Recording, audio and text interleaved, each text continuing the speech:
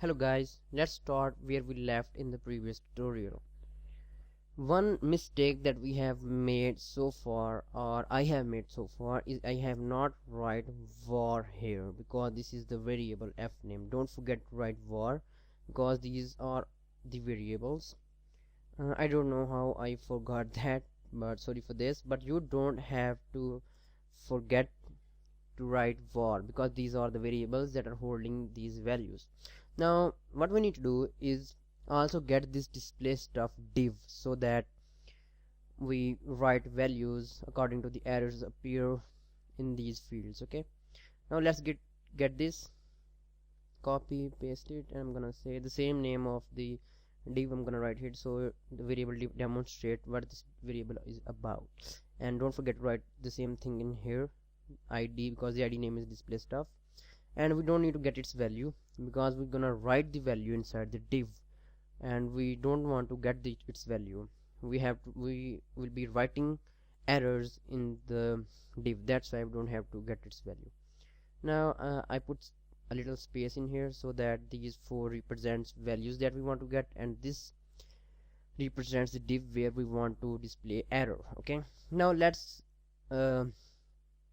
check this or test this if this div is working correctly. To write some value in this div we use inner HTML, like I have showed you in first section of tutorials. Okay, if you have skipped those tutorials and you don't know what's going on in here, go back and watch those tutorials if you want to know what these things are or what this thing does.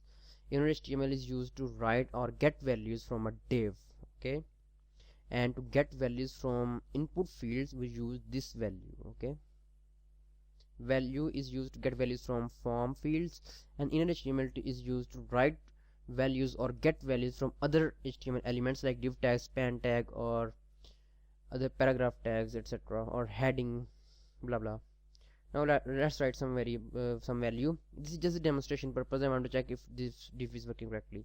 This is is content is the div that will display errors. Okay, just a demonstration. I want to check if div is working correctly.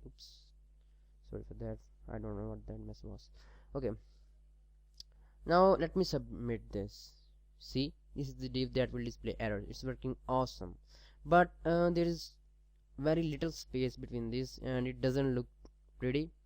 Let's apply a little bit, a very little bit of CSS on this. If you guys know what this style tag does, let's put let me write a break here so that there would be a break. There's already break in here, but if I float this div to left, then the following first name field will come at the end of this div tag that we don't want to. Okay, but we don't need to have write this. Just I'm typing height. Now I'm gonna say height to be 80 pixels.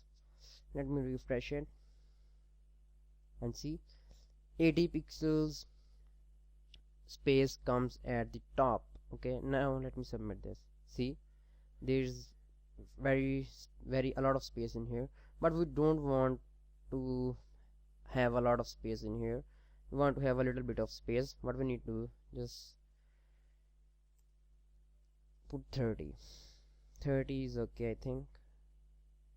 Yeah, this 30 height is okay to work with. Okay, let's begin. Now this is I wrote this just for demonstration purpose if this div is working correctly, and to adjust the distance between this div tag and the form. Okay, now let me remove it. We don't want it now. Now let's validate.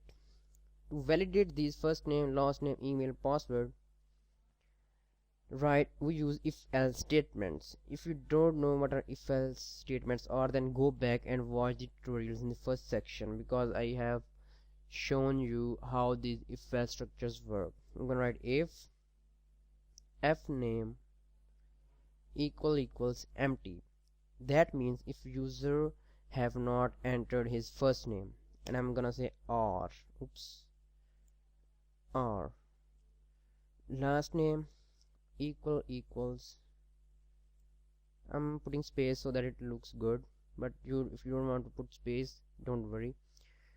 It basically it says if first name or last name is empty. That's what if this statement is saying. And now I'm gonna say or email equals empty, or password equals empty. Basically this if statement says that this if statement is saying that if first name is empty or last name is empty or email is empty or password is empty, then I want to display an error in the display stuff field, or not field, in display stuff div.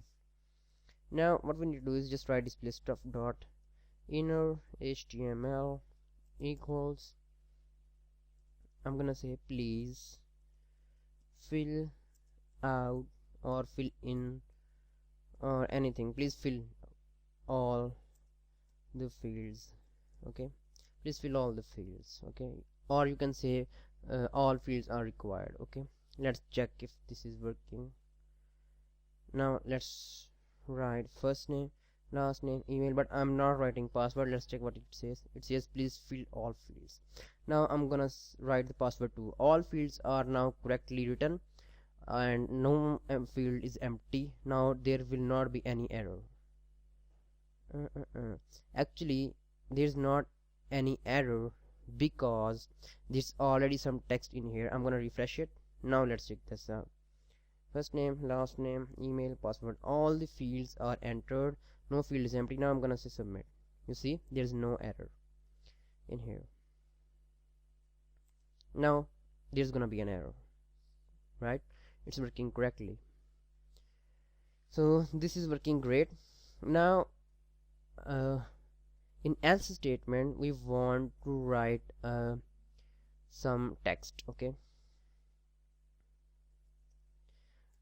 we want to validate something else. Okay, I'm gonna make this more comprehensive so you guys fully understand how we can validate these things. If we don't want the first name to be less than 3, okay, if user write something like this, okay, if user write then his name less than 3 or 2, because there are some names that are also in 3, like Ali is the name that contains 3 letters.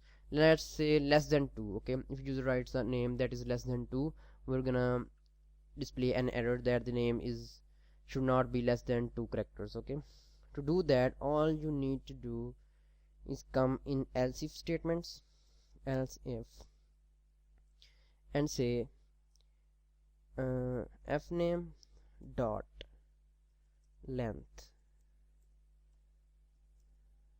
less than 3,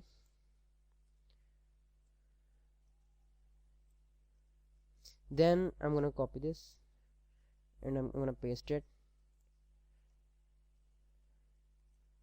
Now I'm gonna say first name is too short, first name is too short. Okay, let's refresh it. I'm gonna fill all of the rest of the fields, blah blah blah blah, but I'm gonna write this only 2 characters in the first name. Let's see what it says. First name is too short. Okay, so it's working great. You can make this 2 if you like, you can make this 1 if you like, you can make it 5 if you like, but I'm writing 3. Okay, you can write anything you like, you can make this according to your desire. Okay, now let's do the same with the last name, because we also want last name not to be too short. I'm gonna copy this and I'm gonna paste here. I'm gonna say L name means last name. If last name is the same, we're gonna display the same error. And now I'm gonna say, oops, that was not copied. Yeah,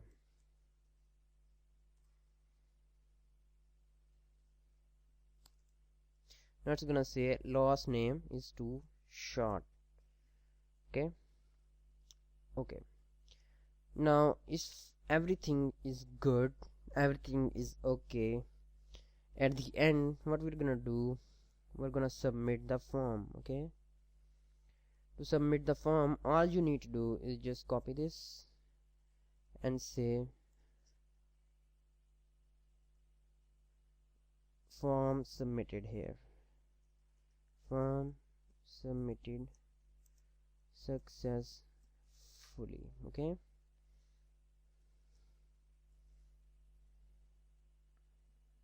let's check.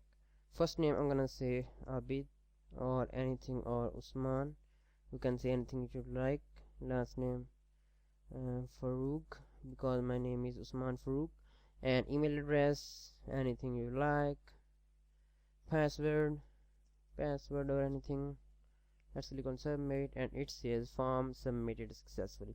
If you want it to have some color, okay, for example, you want it to have some color, like if there is an error, the color of this statement is become red, and if some form is submitted, we want it to be green. All you need to do is put a span tag. Span tag is used to apply some styles on a text. Okay, span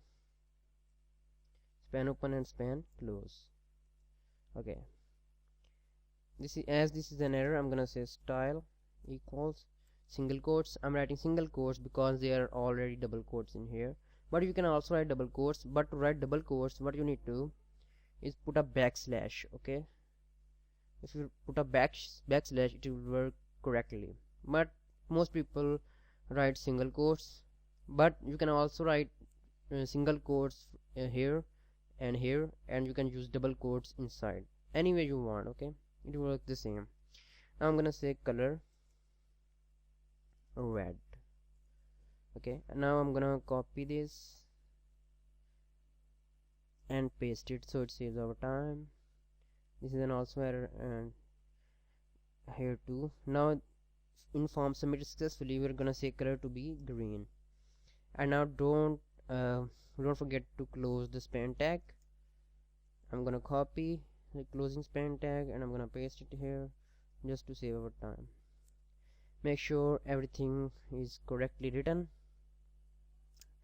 Yeah, everything looks good. Now let's check this out. I'm gonna refresh it. I'm gonna click submit, and it says please fill all the fields. Okay, now it's red. This is Usman Ali, my email address and password. Click submit, and it says form submitted successfully. It's green. Okay, for example, I have not write Ali. It says please fill the form. If I write Ali and here I put only 2 characters, now let's check what it says. It says fill first name is too short. If I do for the last and I write this fully name or blah blah whatever, it says last name is too short. So hopefully you guys understand how this form is made. Okay, you can apply some different things on it too.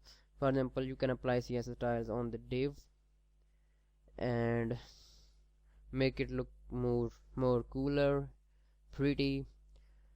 If you have, or if you get any problem in anything creating an interactive form, don't forget to contact me for support. Okay, I'll be there.